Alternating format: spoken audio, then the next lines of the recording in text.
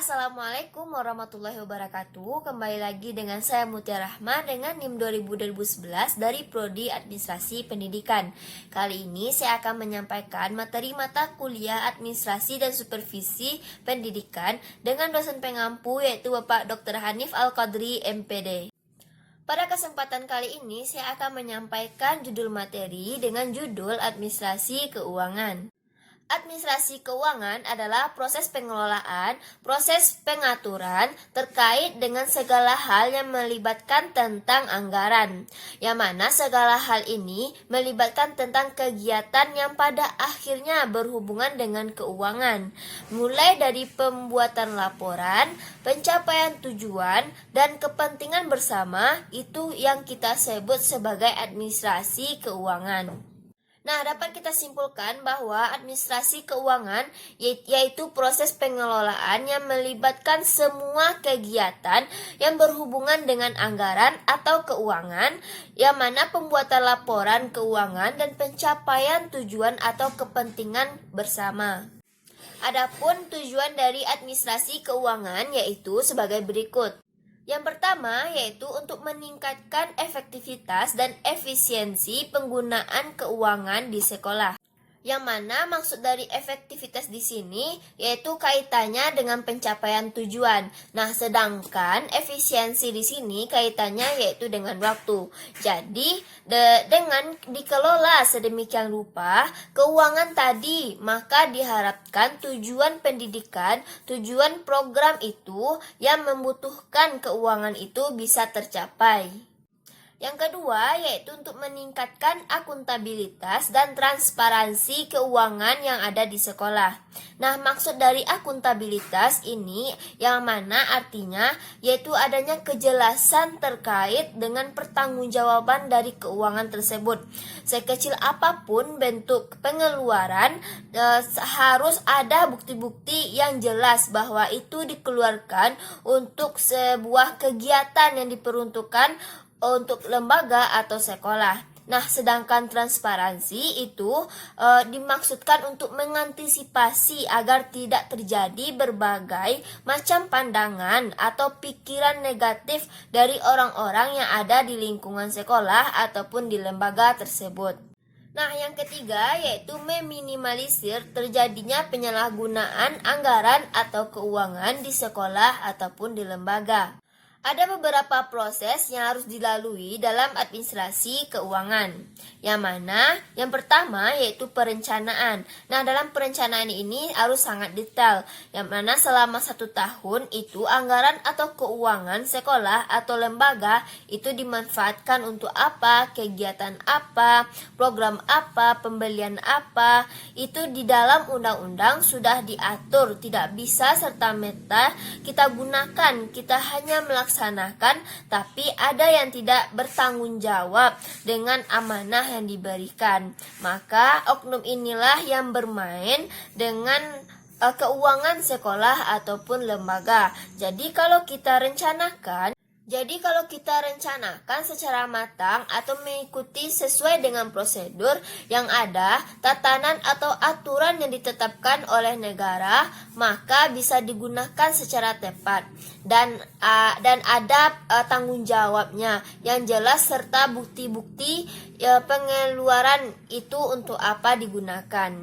Nah, adapun proses yang kedua yaitu pelaksanaan ataupun penggunaannya. Dan yang ketiga yaitu pertanggungjawaban.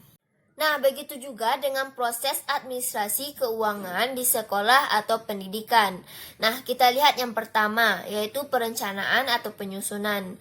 Kalau di sekolah, penyusunan itu disebut dengan RAPBS, yang mana itu bersifat transparan, terbuka, menyangkut hal yang berhubungan dengan keuangan di sekolah. Dan itu berlanjut 1 tahun pembelajaran ke depannya. Maka kepala sekolah menyusun RAPBS atau yang diartikan sebagai rencana anggaran pendapat dan belanja sekolah yang memuat segala hal tentang program dan kegiatan yang akan dilaksanakan oleh sekolah selama 1 tahun ke depannya. Dalam penyusunan RAPBS dapat ditempuh dengan langkah-langkah berikut ini. Yang pertama yaitu menetapkan tujuan, perumusan yang dalam menyusun tersebut anggarannya itu yang efektif. RAPBS dapat ditempuh dengan langkah-langkah berikut ini. Yang pertama yaitu menetapkan tujuan, perumusan itu harus dalam menyusun anggaran yang efektif. Yang kedua yaitu penjabaran tujuan. Dalam penjabaran tujuan itu dalam bentuk program-program yang jelas, yang bersifat transparan, terbuka, aspiratif, yaitu memperhatikan masukan dari berbagai pihak, partisipan, atau melihat orang-orang yang berkepentingan dan akuntabel, yaitu bisa dipertanggungjawabkan. Yang kedua yaitu penggunaan. Terkait dengan penggunaan, nah mudah-mudahan kalau ini dilaksanakan, dipertanggungjawabkan akan terjadi dan kita akan bisa mengantisipasinya. Salah satu tujuan dari administrasi keuangan tadi yaitu mengantisipasi terjadinya penyalahgunaan atau penyelewengan keuangan atau anggaran sekolah atau perguruan tinggi ataupun lembaga. Dalam pemisahan, dalam administrasi keuangan harus ada pemisahan yang jelas, tidak semua dilakukan oleh satu orang saja. Nah, di dalam undang-undang dinyatakan jelas bahwa ada pemisahan tugas dan fungsi dalam keuangan sekolah tersebut, yang mana diantaranya yaitu petugas otorisator, petugas ordonator, dan petugas bendahara. Adapun penjelasannya yaitu yang A yaitu otorisator. Nah, maksud dari otorisator ini adalah pejabat yang diberi wewenang untuk mengambil tindakan untuk segala sesuatu yang mengakibatkan terjadinya penerimaan atau pengeluaran keuangan sekolah. Barangkali kita menyebutnya sebagai pejabat tinggi atau disebut sebagai kepala sekolah ataupun rektor. Yang B yaitu ordonator, yang mana maksud dari ordonator ini adalah pejabat yang diberi kewenangan untuk melakukan pengujian yang menyebabkan keluarnya perintah atau mengeluarkan atau mendapatkan anggaran atau dana. Jadi ketika kepala sekolah ataupun rektor mengeluarkan keputusan yang menyebabkan satu tindakan sehingga keuangan lembaga masuk atau keluar ini tidak bisa diaplikasikan, tidak bisa dieksekusikan ketika belum ada tindakan dari ordonatornya. Nah, ordonator ini merupakan yang mempunyai kewenangan untuk menguji apa yang diputuskan oleh pimpinan yang tertinggi. Yang C yaitu bendahara. Nah, maksud bendahara di sini adalah pejabat atau orang yang berwenang melakukan penerimaan atau pengeluaran uang atau surat-surat berharga atas dasar pertimbangan ada tiadanya atau ketersediaan dari anggaran di lembaga tersebut. 3 hal yang harus diantisipasi oleh bendahara, yang mana diantaranya yang pertama yaitu seharusnya orang yang memegang kas itu tidak sekaligus memegang pembukuan, jadi harus dipisah-pisah satu persatunya. Yang kedua yaitu setelah uang diterima harus dibuktikan dan ditulis dengan mata anggaran masing-masing. Nah, yang ketiga yaitu penggunaan keuangan sekolah atau lembaga atau perguruan tinggi sekecil apapun harus ada bukti tertulis atau dokumen minimal berbentuk kwitansi.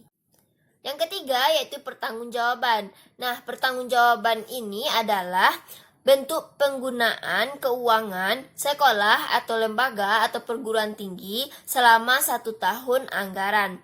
Nah, itu harus dipertanggungjawabkan oleh pemimpin yang tertinggi.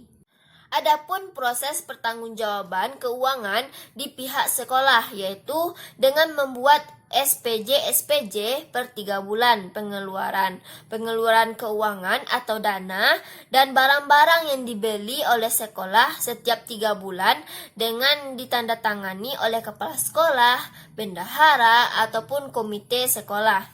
Setelah itu, bagian terakhirnya baru kita membuat laporan, yang mana laporan itu disusun berdasarkan aktivitas-aktivitas keuangan bulanan, triwulan, atau semester, dan ketidakjelasan laporan ini nantinya akan merubah anggapan negatif terhadap pimpinan sekolah atau kepala sekolah atau orang-orang yang berkepentingan di situ bahwa telah terjadi penyelewengan atau kesalahgunaan dari keuangan sekolah tadi.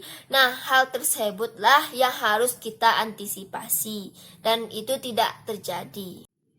Baiklah, cukup sekian penyampaian materi dari saya. Apabila ada kesalahan dalam pengucapan kata-kata atau penyampaian materinya tersebut, saya mohon maaf sebesar-besarnya. Saya akhiri dengan Assalamualaikum warahmatullahi wabarakatuh.